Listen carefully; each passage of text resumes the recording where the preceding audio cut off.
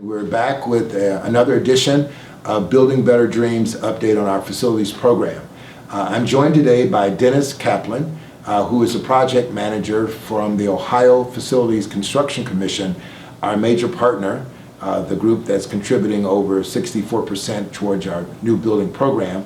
He's our guest today, and we're going to bring you up to speed on some significant developments in our program.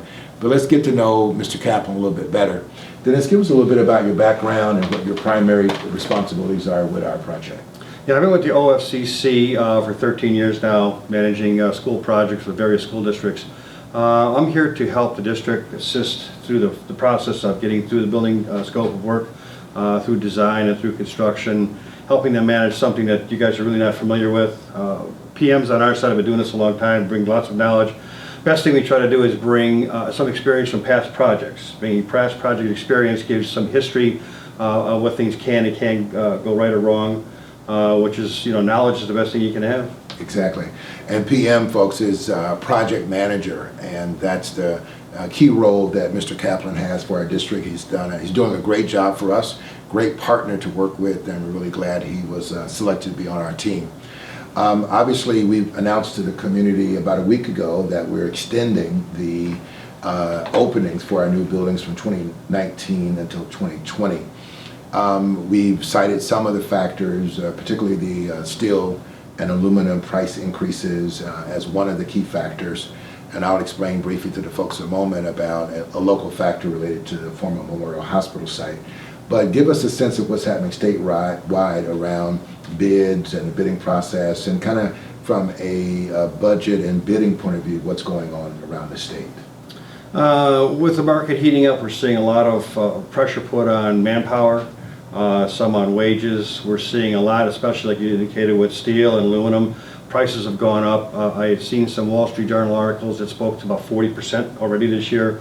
The other issue is masonry, trying to get masons. Since the economy is busy, there becomes a shortage of masons. I know that we had this issue a little bit last year at another school district by the Toledo area. We felt this, which drove up our masonry numbers. We're seeing it here in Sandusky. One of my other projects in Amherst, we're seeing this also. And around the state, we're seeing it in various degrees. It just depends locally where you're at. Is it manpower in your area? Is some yes, some no? Is the steel is the biggest issue where you're at? So but at the end of the day, it's the numbers are up. That's the problem here. Well, as a perfect example to our community, if you have a $30 million project, and you're 30% over on that project, that's $9 million extra dollars that obviously most districts, ours included, simply don't have lying around. So we're in a process where we're sort of rebidding, reframing, something that you folks call value engineering. Obviously, we're concerned about quality of our project, the building itself. So in terms of what it means for us, an intermediate school will be opening now, targeted for August of 2020. Same with the Ontario Primary School for August of 2020. And then the Hancock pre-kindergarten and kindergarten building now is going to be, we're floating that now back to 2022. And hoping to open that at the very latest at the fall, beginning of the year in 2022. So what are the next steps for us here in the district? What can people look forward to over the next several key months as we gear up now for fall of 2020?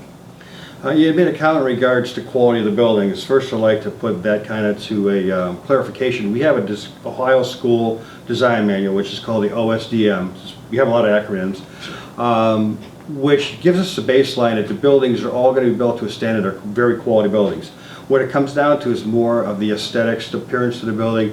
What we've done with some of these three buildings in a redesign phase is not lessen the quality, not lessen the materials. It's just made the buildings a little more efficient to build. Is a key aspect here.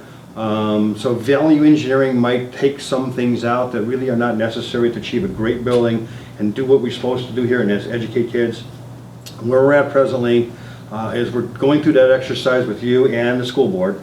They're doing some different footprints, changing them a dash, which I think the board has already looked at.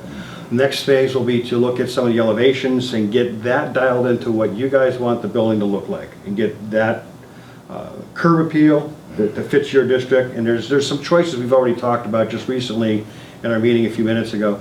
We will then go into an estimating phase to make sure that where we're at is going to make it work and see where we're at for you, the district, and the OFCC to get the numbers correct.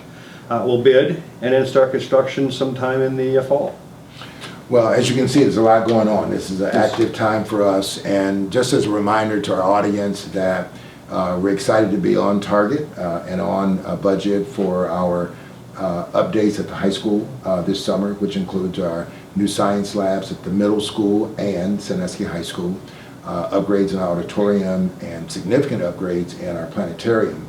And then we are significantly updating our lecture halls in room 300 and room 301 at the high school building as well. I should mention very briefly one of the other variables that I referenced earlier. We purchased the Memorial Hospital site where the intermediate school is now located, probably about 2009, 2010. And when Memorial Hospital left the facility, they left us quite a bit of work to do in terms of cleaning out some of the basement and different things that were left for us.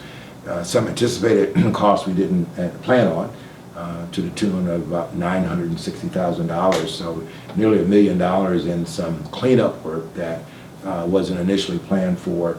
But it just gives you a sense, Dennis, you work with us all the time, of the kind of variables and things you deal with as you go along in the building project. So we are still yet very excited in Sandusky about the work going forward.